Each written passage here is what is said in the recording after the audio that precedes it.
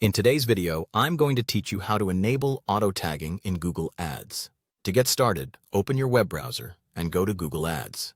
Once you're there, sign in to your Google Ads account and give it a moment to load completely.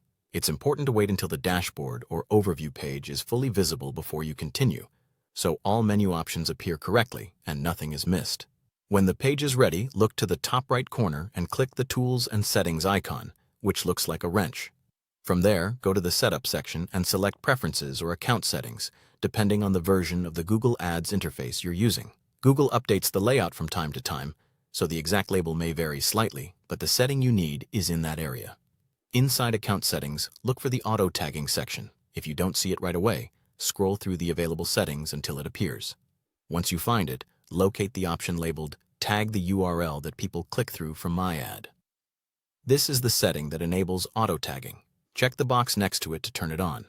At this point, take a moment to review the explanation shown on the screen. Google Ads will usually mention that it adds a parameter called GCLID to your URL when someone clicks your ad. This parameter helps Google identify the click and connect it to important reporting data. In simple terms, auto-tagging improves your ability to track conversions and understand campaign performance more accurately. Before saving, make sure your website can support URL parameters, because that's essential for tracking to work properly. If you use an analytics platform such as Google Analytics, confirm that it's linked correctly. It's also a good idea to double-check that there are no manual tagging methods already in place that could conflict with auto-tagging. If any warning messages appear in the settings panel, review them carefully before moving on.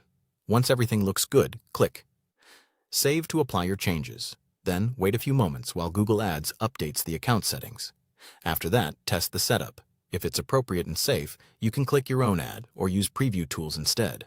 Then verify that the landing page URL includes the GCLID parameter after the click.